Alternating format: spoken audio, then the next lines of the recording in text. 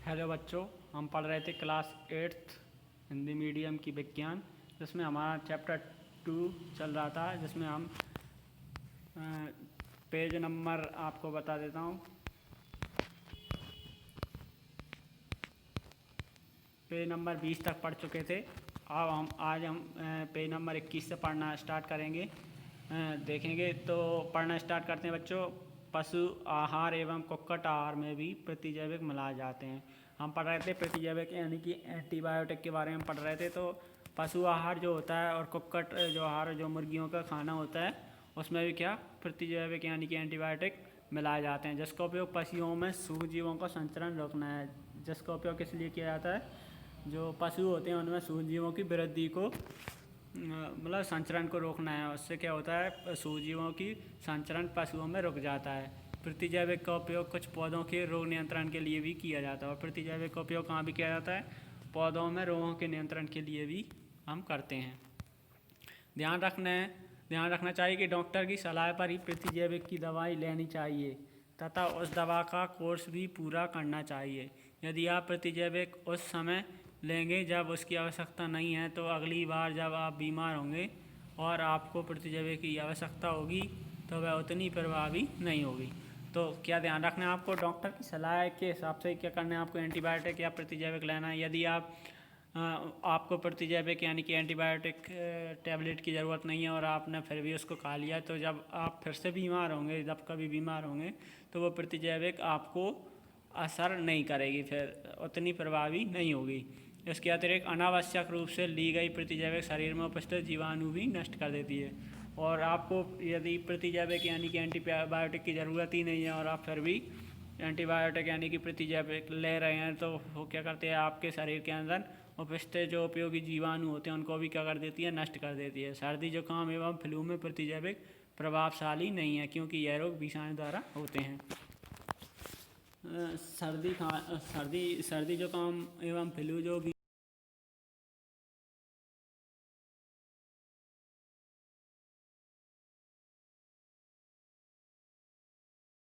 शिशु एवं बच्चों को टीका क्यों लगाया जाता है, तो पढ़ेंगे हम। जब रोग कारक सूक्ष्मजीव हमारे शरीर में प्रवेश करते हैं तो उनसे लड़ने के लिए हमारा शरीर प्रतिरक्षी उत्पन्न करता है। जब रोग कारक सूक्ष्मजीवाणु होते हैं, मतलब रोग उत्पन्न करने वाले जो सूक्ष्मजीवाणु होते हैं, वो हमारे शरीर में क्या कर जाते हैं? प्रवेश कर जाते हैं। तो उनसे लड़ने के लिए हमारा शरीर क्या करता है?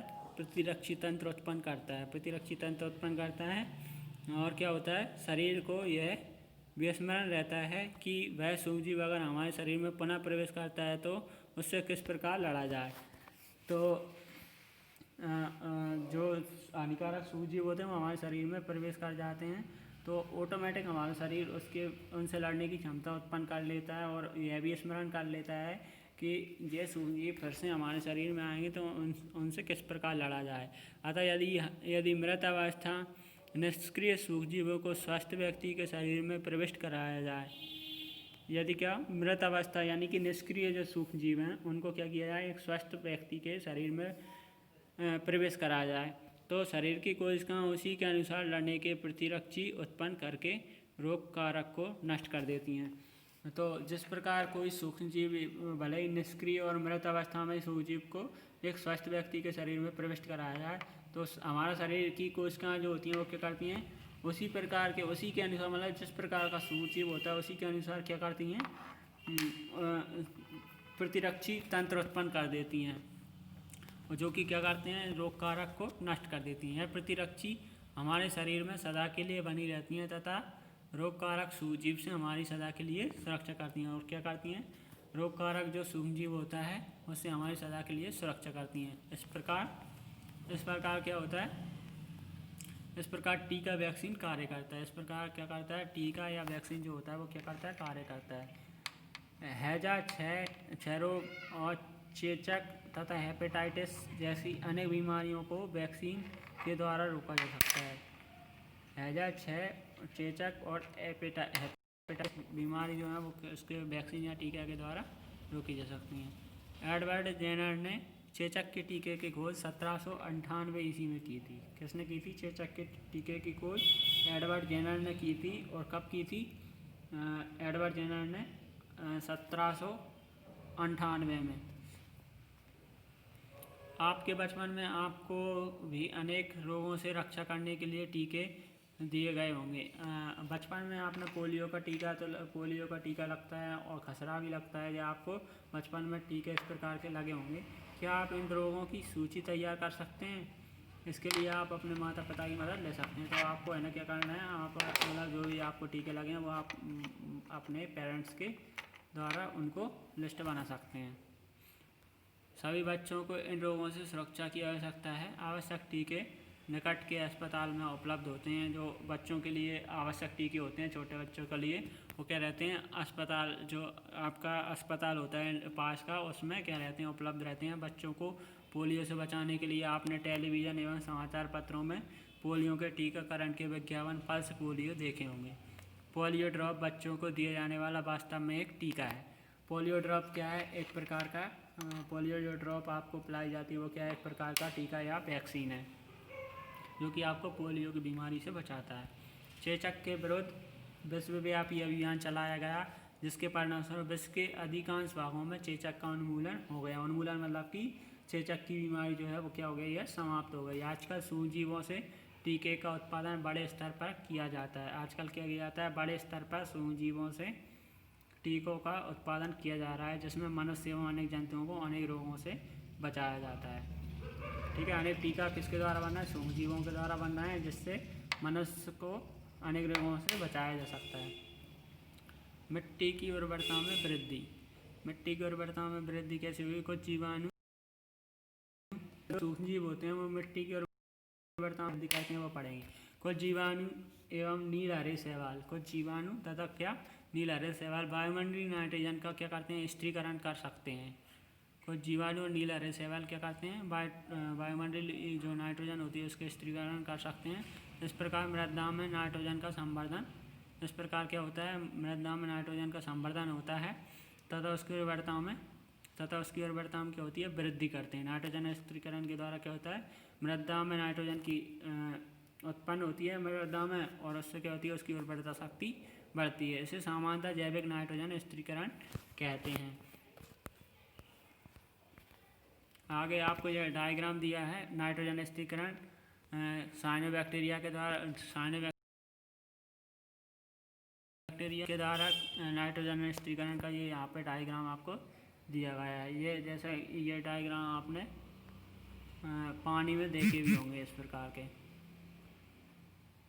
ये आपको डायग्राम आपने पानी में देखे होंगे, इस प्रकार के आपको मिल जाएंगे। नीलहरे शैवाल और नीलहरे शैवाल जो कि क्या है, साइनोबैक्टीरिया, नाइट्रोजन स्थिरीकरण उनका देखा होगा आपने। ये आप देखेंगे पर्यावरण का शुद्धिकरण किस प्रकार करते हैं, जो सूक्ष्मजीव हैं वो पर्यावरण का शुद्धिकरण किस प्रकार करते हैं।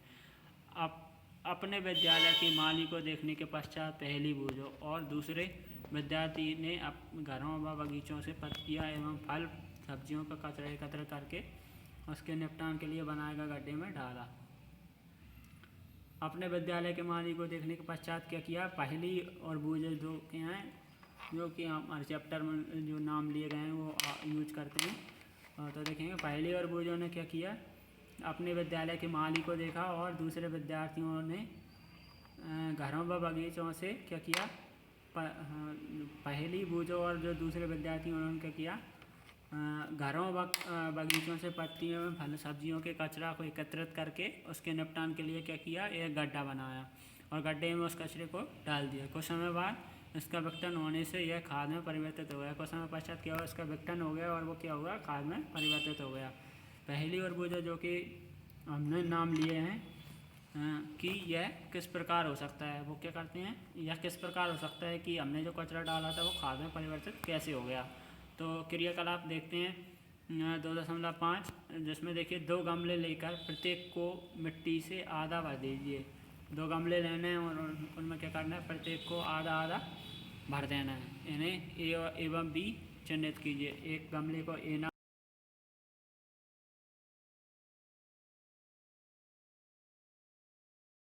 दे दीजिए और तथा दूसरे गमले में पॉलीथीन की थैली। पहले गमला जो ए है उसमें क्या करना है, आपको पौधे का कचरा भरना है और दूसरे में क्या करना है, पॉलीथीन की थैली, कांच की खाली बोतलें तथा प्लास्टिक के टूटे खिलौने भी आप जो बी गमला है उसमें डाल सकते हैं।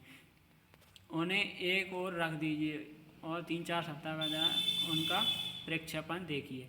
तो जो आपका गमला ए होगा उसमें क्या होगा, जो आपने पौधे के कचरे को डाला था वो खाद में परिवर्तित हो जाएगा, और जो आपका बी गमला है उसमें लगा हुआ पौधा क्या हो जाएगा, सूख जाएगा।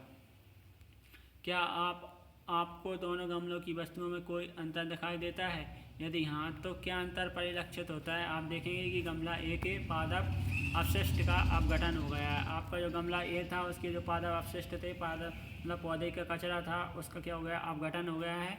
यह कैसे हो, सूक्ष्मजीवों के द्वारा पादप अपशिष्ट का अपघटन कर उसे खाद में बदल दिया गया है। तो ये अपघटन कैसे हुआ, सूक्ष्मजीवों ने क्या किया, पादप के जो अपशिष्ट थे यानी कि कचरा था उसको अपघटन कर दिया और उसे खाद में बदल दिया। इस प्रक्रिया में बने पोषक पौधे थे उनके द्वारा पुनः उपयोग किए जाते हैं। उनके जो पोषक पौधे बने हैं इस प्रक्रिया में उपयोग किया जाता है, पुनः जाता है। क्या आपने ध्यान दिया कि गमला बी के पॉलीथीन की थैली, कांच की खाली बोतलें एवं खिलौने के टूटे हुए टुकड़ों में इस प्रकार का परिवर्तन नहीं हुआ, और जो गमला बी था उसमें आपको इस प्रकार परिवर्तन नहीं होगा। सूक्ष्मजीव उन पर क्रिया करके खाद में परिवर्तन नहीं कर सकते। आप अक्सर बड़ी मात्रा में मृत जीवों को सड़ते हुए पादप व कभी कभी सड़ते हुए जंतुओं के रूप में देखते हैं। तो आपने ये मृत सूक्ष्मजीवों को सड़ते हुए पादप के जो भी अवयव होते हैं उनको सड़ते हुए आपने देखा होगा। आप देखते हैं कि कुछ समय बाद वह विलुप्त हो जाते हैं। जो मृत जीव होते हैं और पादपों के जो अवयव होते हैं उनको आपने सड़ते हुए देखा, लेकिन उसके बाद कुछ समय पश्चात क्या होता है, वो विलुप्त हो जाते हैं। तो इसका क्या कारण होता है कि इसका मुख्य कारण है कि सूक्ष्मजीव मृत जैविक अपशिष्ट मरे हुए जीव होते हैं, पौधों के अवशेष होते हैं पौधों के, उनका क्या कर देते हैं, अपघटन करके उन्हें सरल पदार्थों में परिवर्तित कर देते हैं। यह पदार्थ अन्य पौधों एवं जंतुओं द्वारा पुनः उपयोग कर लिए जाते हैं, और जो सरल पदार्थों में परिवर्तित हो जाते हैं जिससे क्या हो जाता है, उन्हें अन्य पदार्थ जो होते हैं, अन्य जो यह पदार्थ होते हैं उनको क्या, जो अन्य जंतु या पौधे होते हैं वो क्या कर लेते हैं, उपयोग में ले लेते हैं। इस प्रकार हानिकारक एवं दुर्गंधयुक्त पदार्थों का निम्नीकरण करने के लिए हम सूक्ष्म जीवों का उपयोग करके पर्यावरण का शुद्धिकरण कर सकते हैं। तो आपने देखा होगा जो आपके मरे हुए जीव का जो शरीर होता है, या आपने देखा होगा जानवरों के शरीर आपको कहीं पड़े में जाते हैं, जैसे गंध आती है तो वो किसके द्वारा, सूक्ष्मजीवों के द्वारा उनका अपघटन कर दिया जाता है और उन्हें सरल पदार्थों में तोड़ दिया जाता है, जो कि खाद बन जाता है। फिर उसका उपयोग अन्य जो पौधे होते हैं उनके द्वारा किया जाता है। अब देखेंगे 2.4 में हानिकारक सूक्ष्मजीव। हानिकारक सूक्ष्मजीव क्या हैं वो हम पढ़ेंगे इसमें। तो सूक्ष्मजीव देखें, सूक्ष्मजीव अनेक प्रकार से हानिकारक हैं। सूक्ष्मजीव मनुष्य, जंतुओं एवं पौधों में रोग उत्पन्न करते हैं। सूक्ष्मजीव क्या करते हैं, अनेक प्रकार से हानिकारक होते हैं, और मनुष्य में क्या करते हैं, मनुष्य में, जंतुओं तथा पौधों में क्या करते हैं, रोग उत्पन्न करते हैं। ऐसे सूक्ष्मजीवों को हम क्या कहते हैं, रोगाणु या रोगजनक भी कहते हैं। कुछ सूक्ष्मजीव भोजन, कपड़े एवं चमड़े की वस्तुओं को संदूषित कर देते हैं। कुछ सूक्ष्मजीव होते हैं वो क्या करते हैं, पौधों को ख़राब कर देते हैं, भोजन को ख़राब कर देते हैं, कपड़ों को ख़राब कर देते हैं एवं चमड़े की वस्तुओं को संदूषित कर देते हैं। तो आइए हम देखते हैं इसके बारे में, उनकी हानिकारक गतिविधियों के विषय में और अधिक जानकारी प्राप्त करते हैं। तो मनुष्य में रोगकारक सूक्ष्मजीव। मनुष्य में रोगकारक सूक्ष्मजीव क्या है, मनुष्य में रोग उत्पन्न करने वाले सूक्ष्मजीव श्वास। अब मनुष्य में जो रोगकारक जो सूक्ष्मजीव होते हैं जिन्हें हम रोगाणु बोलते हैं, वो शरीर में कैसे जाते हैं, तो वो श्वास के द्वारा, पेय जो कि जल एवं भोजन द्वारा हमारे शरीर में प्रवेश कर जाते हैं। संक्रमित व्यक्ति अथवा जंतु के सीधे संपर्क में, और कोई भी व्यक्ति जो संक्रमित होता है अथवा जो जंतु संक्रमित होता है उसके सीधे संपर्क में आने में भी रोग का संचरण हो सकता है। सूक्ष्मजीव द्वारा होने वाले ऐसे रोग जो एक संक्रमित व्यक्ति से स्वस्थ व्यक्ति में वायु, जल, भोजन अथवा कायिक संपर्क द्वारा फैलते हैं, संचरणीय रोग कहलाते हैं। यानी कि संक्रमित रोग भी इनको हम कह सकते हैं। ये रोग क्या होते हैं? ऐसे रोग जो मतलब कि वायु के द्वारा, जल के द्वारा या भोजन अथवा कायिक संपर्क के द्वारा क्या होते हैं, एक संक्रमित व्यक्ति से स्वस्थ व्यक्ति में आ जाते हैं, तो उनको हम कहते हैं संचरणीय रोग। इस प्रकार के रोगों के कुछ उदाहरण हैं, जैसे कि हैजा, चिकन पॉक्स एवं क्षय रोग।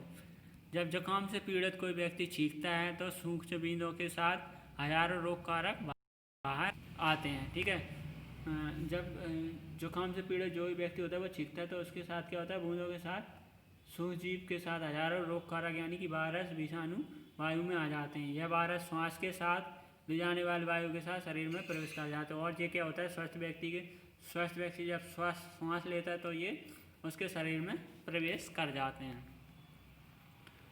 तब आप संचरणीय रोगों को फैलना किस प्रकार रोकते हैं? तो संचरणीय रोगों को फैलने के लिए हम कैसे कर सकते हैं? हम छींकते समय अपने मुंह एवं नाक पर एक रूमाल रखना चाहिए। अच्छा तो यही है कि संक्रमित व्यक्ति से पर्याप्त दूरी बनाए रखी जाए। ठीक है, कुछ कीट एवं जंतु ऐसे भी हैं जो रोग कारक सूक्ष्मजीवों के रोग वाहक का कार्य करते हैं। लेकिन कुछ जो कीट एवं जंतु कैसे होते हैं, वो रोग कारक या सूक्ष्मजीवों के रोग वाहक का कार्य करते हैं। मतलब कि वो क्या करते हैं, एक जीव से दूसरे जीव में रोगों को फैलाते हैं। घरेलू मक्खी इसका एक उदाहरण है। जैसे कि घरेलू मक्खी कैसे करेगी, अब वो कूड़ा करकट पर बैठेगी, वहाँ से क्या सूक्ष्मजीवों को ले जाएगी और जो खाना, जैसे ही भोजन पे बैठ जाएगी तो वो उसको क्या कर देगी, संदूषित कर देगी, जिससे वो हानिकारक सूक्ष्मजीव है वो हमारे शरीर में प्रवेश कर जाएंगे और रोग उत्पन्न करेंगे। हम पढ़ते हैं मक्खी कूड़े एवं जंतु अपशिष्ट पर बैठती है, रोगाणु उसके शरीर से चिपक जाते हैं। जब मक्खी बिना ढके भोजन पर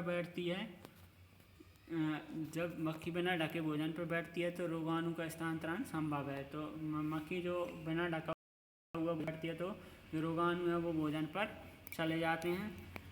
जो भी व्यक्ति ऐसा संदूषित भोजन करेगा उसके बीमार पड़ने की संभावना है। और ऐसे जो खुले में भोजन रखा उस पर मक्खी बैठ गई हैं, उसको खाने से व्यक्ति क्या हो सकता है, बीमार पड़ सकता है। अतः यह सलाह दी जाती है कि भोजन को सदा ही ढककर रखा जाए। भोजन को क्या करना चाहिए, हमें सदा ढककर रखना चाहिए। बिना ढके भोजन को खाने से बचना चाहिए, और जो बिना ढका हुआ भोजन है उसको खाने से बचना चाहिए। मादा यानी फ्लीज, जो कि हम चित्र 2.8 में देखेंगे। मच्छर इसका अन्य उदाहरण है। मच्छर प्लाज्मोडियम मलेरिया का जो कि परजीवी है। प्लाज्मोडियम जो मच्छर है वो क्या है, मलेरिया रोग का परजीवी है या वाहक है।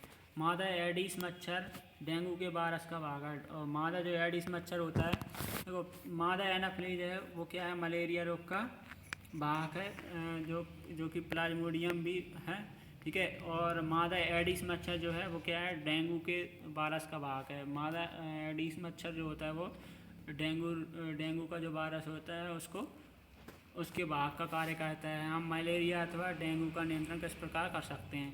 तो आपको जो चित्र 2.8 में मादा एनाफ्लीज मच्छर का डायग्राम आपको यहाँ पे ये दिख जाएगा। अध्यापक हमसे ऐसा क्यों कहते हैं कि अपने आसपास पानी एकत्रित न होने दें? तो सभी मच्छर जल में उत्पन्न होते हैं, हमें पानी को कहीं भी रुका नहीं रहने देना चाहिए।